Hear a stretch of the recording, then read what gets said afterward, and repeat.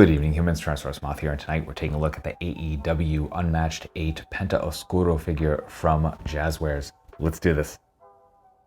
Aesthetically speaking, this figure looks really good, and yeah, there's definitely some stuff to talk about, so let's get right into it. We're going to start with the head sculpt, and I think they did a good job here. This doesn't have quite the depth that some of the other recent Penta head sculpts have had, but it's definitely still very nice, and the interplay between kind of the more matte blacks and the glossy blacks definitely works here very well. The face paint is nice and cleanly painted, so we get that. Then we get this nice kind of filigree-esque bit of red here at the top, which is a really nice pop of color. Then we get the really nice bright silver for the kind of gauntlets slash gloves.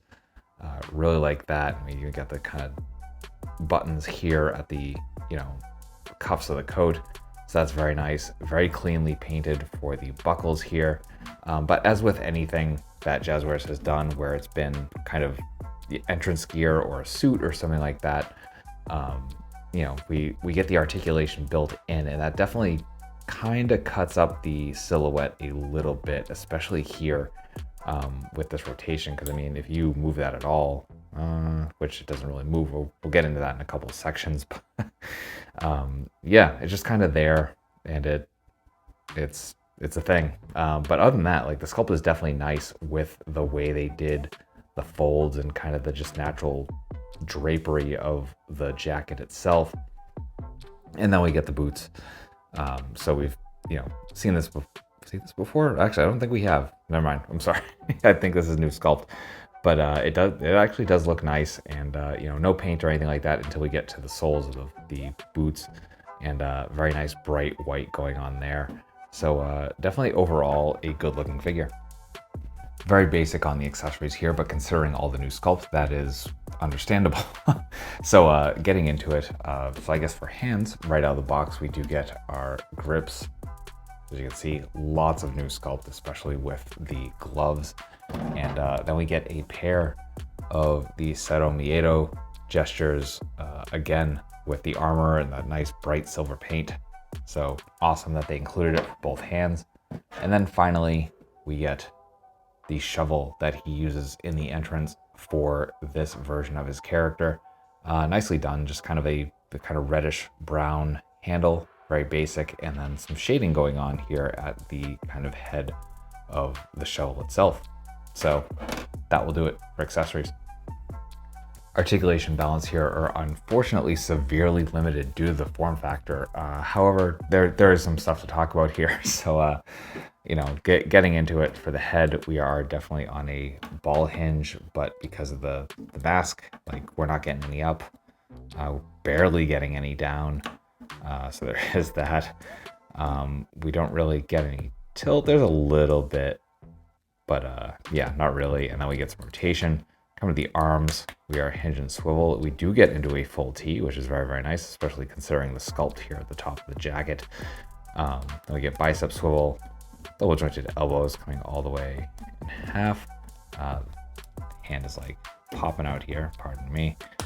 There we go. So we do get hinge and swivel at the wrist, all horizontal. Actually, that joint isn't really staying in there. That's interesting. Then we get to the diaphragm. So we get a ball joint here, and we actually get a surprising amount of crunch. I was not expecting that at all. We get some decent arch back, and then we get tiny bit of side to side, and that's really where our rotation's coming from. We actually get a ball joint in here. I pop this out trying to rotate it. It doesn't really move. This is a kind of rubber overlay over the main abs piece, and yeah, it doesn't really move. Again, it's entrance gear, so it doesn't really need to have a ton of motion, but it's still kind of weird. So there is that, but you don't really get any motion there. Then we get to the hips, and yeah, nothing. There's no cut or anything, so like you're not gonna come out. You're basically getting kind of neutral. And then there, front kick, obviously also nothing. We get double jointed knees, which do come past 90, which is very, very nice. We do have a thigh swivel there. So there's that. We do get a boot cut as well, as you can see. We do get some very nice point. And stretching the joints here, and it's actually kind of worrying me. So we do get some decent forward, and then some very nice rocker. But yeah, overall a little limited, but still, that's articulation. Getting into size comparisons, here he is with all the other AEW Jazwares Pentas, with some other AEW figures, with some other wrestling lines, with some domestics, with some imports, with some monsters. Finally, with articulated icons Oni and yours truly in human form as the Valor's Action Force figure. So my final thoughts on the AEW Unmatched 8 Penta Oscuro figure from Jazwares is that this is decent. It's not the level of greatness that I think Penta deserves and has had in other figures, even from Jazwares. Just the limited articulation, which is somewhat expected. The accessories are fine. However, I will say that this is actually the second version I bought, because when I said that wrist felt loose in at the end of the articulation section, it's because the peg just straight up snapped. I did get in touch with Jazwares. They offered to send me another figure. Unfortunately, they did not have one of these on hand, which is fine. Still excellent customer service.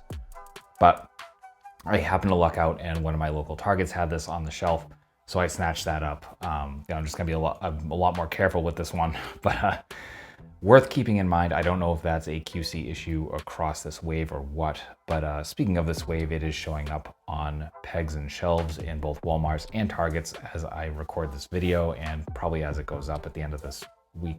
So yeah, you can find it out there in the wild.